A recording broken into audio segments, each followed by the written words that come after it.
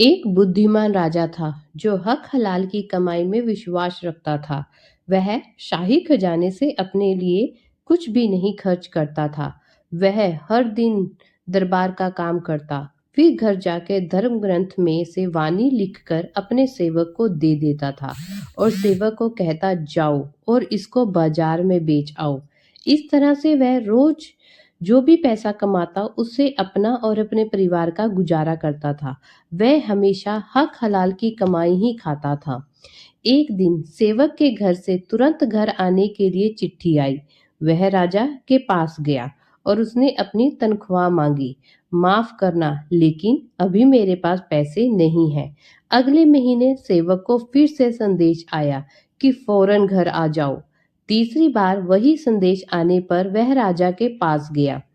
तुम्हें घर जाने की इजाजत है, परिवार का ख्याल रखना और जल्दी वापस आ जाना। सेवक ने सामान बांधा और फिर से राजा के पास गया। कृपया करके मुझे मेरी तनख्वाह दे दें, यह मेरी हक हलाल की कमाई में से है। हक की कमाई में बरकत होती है। जाओ, मालिक दया मेहर करेंगे। राजा ने उसके 2 रुपए दे दिए। सेवक इतने कम पैसे लेकर बहुत उदास हो गया। मैं अपने बच्चों और परिवार के लिए क्या तोहफे लेकर जाऊंगा? वे जानते हैं कि मैं राजा का सेवक हूँ, इसलिए मेरी अच्छी कमाई होगी। चिंता में डूबा हुआ वह सड़क पर धीरे धीरे चल रहा था। रास्ते में उसे एक किसान दिखाई दिया जो बड़े और अच्छी किस्म के अनार बेच रहा था। वह अनार खरीदने के लिए रुक गया। वाह, मुझे दो दो रुपए में ही इतने सारे अनार मिल गए। जाते हुए वह पड़ोसी राज्य से गुजरा। वहां सभी परेशान लग रहे थे क्योंकि वहां की रानी बीमार थी। हकीमों की राय में उसके ठीक होने का एक ही उपाय था, उन्हें अनार का रस देना। उस देश में अनार की फसल नहीं होती थी, इसलिए राजा ने ऐलान कर दिया था कि जो भी रानी के लिए एक अनार लाएगा उसको 1,000 रुपये इनाम दिए जाएंगे।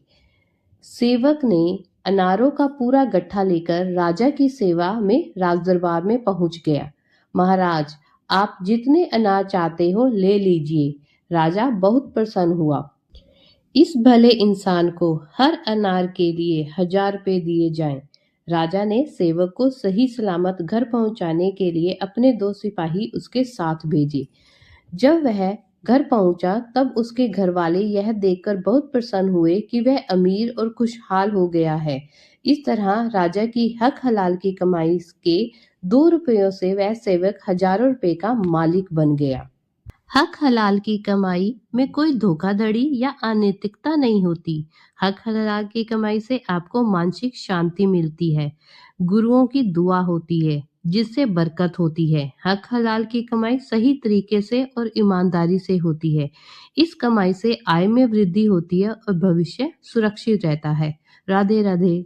अगर आपको हमारी यह कहानियाँ अच्छी लग रही हैं तो हमारे चैनल को लाइक करें, सब्सक्राइब करें।